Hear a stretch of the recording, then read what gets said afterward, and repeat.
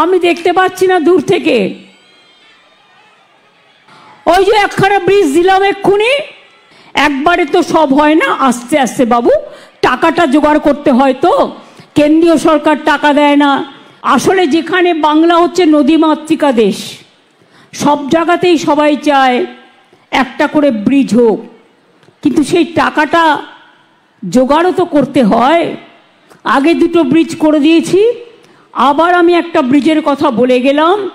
আবার যখন টাকার সংকুলান হবে, আমাকে 16 লক্ষ বাড়ি আবার করতে হবে।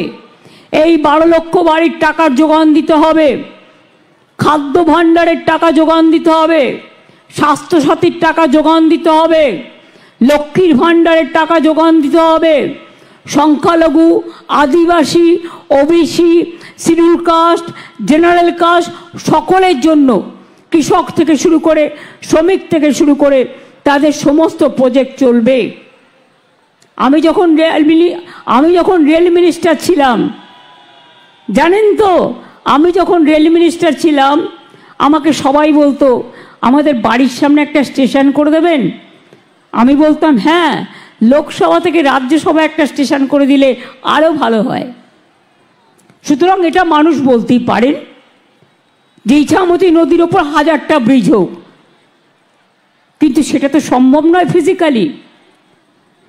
তাই জেটির উন্নয়ন করা হচ্ছে, জেটি ঘাটের উন্নয়ন করা হচ্ছে, লঞ্চ বাড়ানো হচ্ছে, স্পিড বোট বাড়ানো হচ্ছে, এবং ট্রান্সপোর্ট থেকেও যা যা করার সেগুলোও করা হচ্ছে।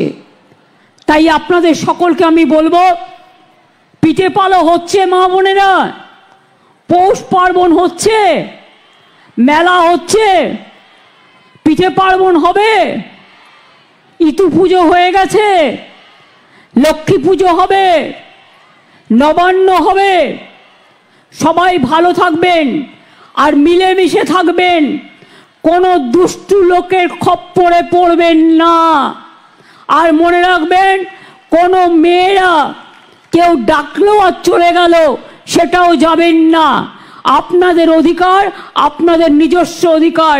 সরকারি যখন প্রজেক্ট পরিকল্পনার জন্য চেষ্টা করবেন, সরকার দুয়ারে সরকার করবে, আপনার দরজায় আসবে, আপনি তাকে বলবেন, সে আপনার কাজটা দেখবে। আর